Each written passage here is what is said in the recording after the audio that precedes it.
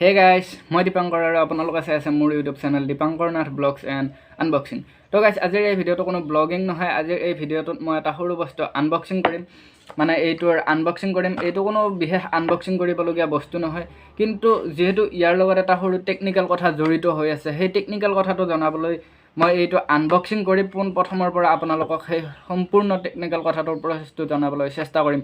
তো কি এই টেকনিক্যাল কথাটো সেইটো জানিবলৈ আমি ভিডিঅ'টোৰ ফালে আগবাঢ়ো। তো লেটস ষ্টাৰ্ট দ্য ভিডিঅ'।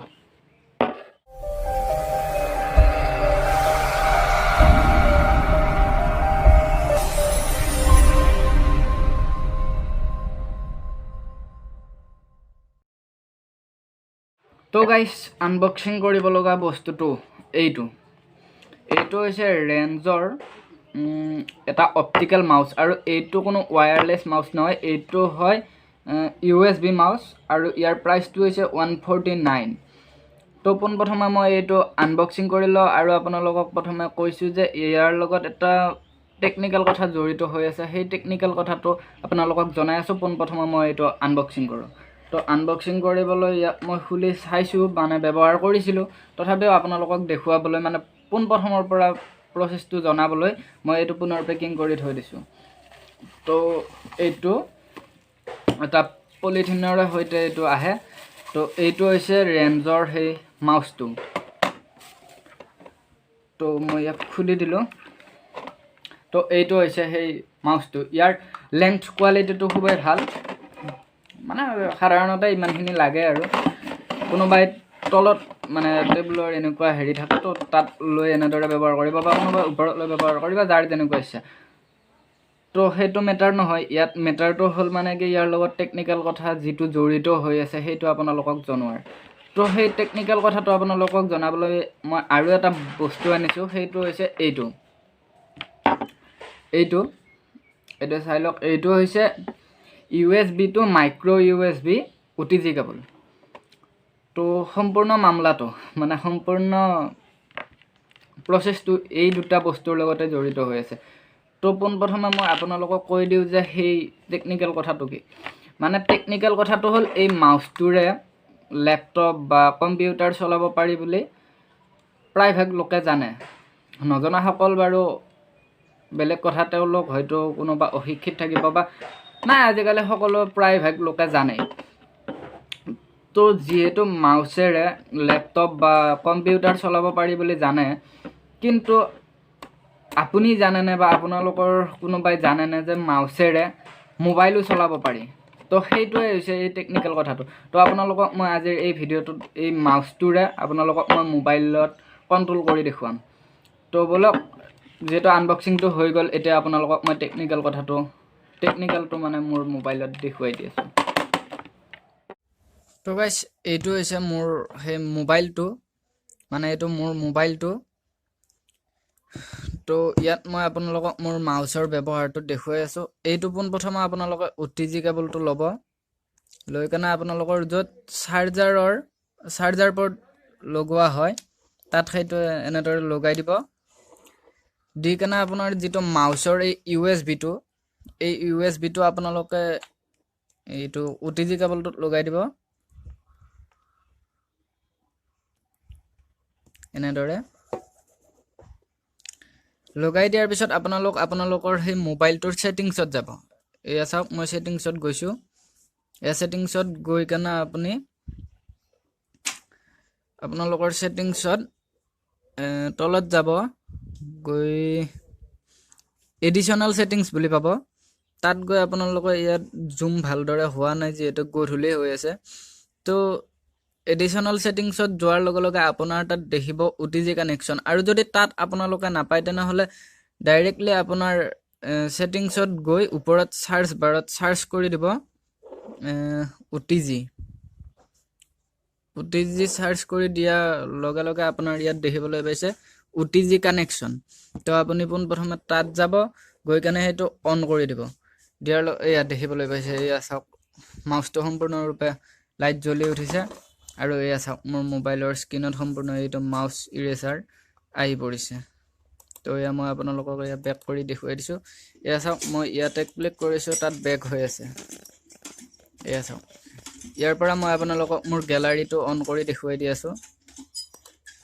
তো এয়া চাওক, ইয়াত মোৰ পেটাৰ্ণ লগোৱাই আছে। তো এনেদৰে পেটাৰ্ণটোও খুলিব পৰা যায়, এই চাওক। এয়া তো ইয়াত এনেদৰে সম্পূৰ্ণ ব্যৱহাৰ কৰিব পৰা যায়। আৰু আপুনি এই মাউচটোত চাওক, যিটো ৰাইট চাইডে থাকিব, এইটো ৰাইট চাইডৰ এইটো বেক কৰা আৰু এইটো আপোনাৰ ক্লিক কৰা, অৰ্থাৎ অ'কে কৰা। তো আৰু এইটোৰে এনেদৰে স্ক্ৰল আপ ডাউন কৰা। তো এয়া চাওক, মই ইয়াত স্ক্ৰল কৰিছোঁ। এয়া আপোনালোকে মোক মাফ কৰিব, কাৰণ মোৰ কেমেৰাৰ লেন্সটো অলপ প্ৰব্লেম দি আছে, যিহেতু আপোনালোকক ভালদৰে দেখুৱাব পৰা নাই। এখন হাতেৰে ধৰি এখন হাতেৰে ব্যৱহাৰ কৰি আছোঁ।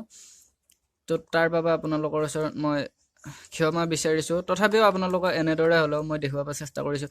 এইবাৰ চাওক, আপোনালোকক মই ওপৰৰ পৰা নটিফিকেশ্যন বাৰটো টানি দেখুৱাই দিছোঁ। চাওক, এয়া চাওক আহি গৈছে। ইয়াত মই আপোনালোকক ডাটাটো অন কৰি দেখুৱাই দি আছোঁ। ইয়াৰ পিছত মই আপোনালোকক মোৰ স্ক্ৰীন ৰেকৰ্ডিং কৰি সম্পূৰ্ণখিনি ভালদৰে দেখুৱাবলৈ চেষ্টা কৰিম। আৰু এইবাৰ মই আপোনালোকক চাওক, ইউটিউবটো অন কৰি দেখুৱাই দি আছোঁ। মোৰ সকলো এপছতে এপ লক লগোৱাই আছে। তো এয়া চাওক, মই পেটাৰ্ণটো উলিয়াই দিলোঁ। এয়া ইউটিউব অ'পেন হৈছে। ইয়াতে যদি আপুনি চাৰ্চ কৰিব বিচাৰে, ইয়াত চাৰ্চ বাৰত গৈ এনেদৰে ক্লিক কৰি ইয়াত আপুনি আখৰো ক্লিক কৰিব পাৰে। খুব সুন্দৰ, মানে খুব সুন্দৰ। কম্পিউটাৰত যেনেদৰে কাম কৰে, ঠিক তেনেদৰে ইয়াত মোবাইলতো কাম কৰে। তো এইটোৱে আছিল টেকনিকেল কথাটো। আপোনালোকক এইবাৰ মই স্ক্ৰীনত দেখুৱাই আছোঁ, স্ক্ৰীন ৰেকৰ্ডিং কৰি। তো গাইজ, এয়া মই মোৰ মোবাইল স্ক্ৰীনত আহিছোঁ। আৰু ইয়াত মই আহি মোৰ OTGটো লগাই দিছোঁ। তাৰপিছত মই ইয়াত মাউচৰ যিটো USB হয়, সেইটো লগাই দিছোঁ। এতিয়া মই মোৰ ছেটিংছত গ'লোঁ, মানে মোৰ মোবাইলৰ ছেটিংছত আহিলোঁ। আহি ইয়াত মই বিচাৰিছোঁ এডিশ্যনেল ছেটিংছ, আৰু এইটো আপোনালোকে দেখিছে লেংগুৱেজ এণ্ড ৰিজিয়নৰ তলত এডিশ্যনেল ছেটিংছ। তো ইয়াত আহি আপোনালোকে তলত দেখিব OTG connection automatically turn off when not in use for 10 minutes. তো যদি তাত তেনেদৰে নাপায়, আপোনালোকে ওপৰত ইয়াত দেখিবলৈ পাইছে চাৰ্চ। তো চাৰ্চত ক্লিক কৰি আপোনালোকে তাত OTG লিখি দিলেই হ'ল। OTG লিখি চাৰ্চ কৰি দিয়াৰ লগে লগে আপোনাৰ ইয়াত আহিছে OTG কানেকশ্যন এডিশ্যনেল ছেটিংছ। তো তাত ক্লিক কৰি তেনেদৰে অহাৰ লগে লগে আপোনাক দেখুৱাই দিছে ইয়াত OTG কানেকশ্যন। তো সেইটো অন কৰি দিলে। তো অন কৰি দিয়াৰ লগে লগে আপোনাৰ এয়া মাউচৰ ইৰেজাৰটো আপোনাৰ মোবাইল স্ক্ৰীনত ইয়াত দেখিবলৈ পাব। অৰ্থাৎ এতিয়া বৰ্তমান মোৰ মোবাইলৰ স্ক্ৰীনত এনেদৰে দেখা পাই আছে। তো এনেদৰে আপোনালোকে ইয়াত এইটো ব্যৱহাৰ কৰিব পাৰিব। তো ইয়াত মই আপোনালোকক মই এটা এপছ এটা ইউজ কৰি দেখুৱাই দিছোঁ। মই ইয়াত আপোনালোকক দেখুৱাই দিছোঁ, এইটো ফ্লিপকাৰ্টটো আপোনালোকক ব্যৱহাৰ কৰি দেখুৱাইছোঁ। চাওক, এইটো চাওক, ইয়াত আহিছোঁ মই। ইয়াত এনেদৰে চাৰ্চ বাৰত গ'লোঁ, গৈ ইয়াত মই চাৰ্চ কৰিম। চাওক, RANZ, ৰেঞ্জ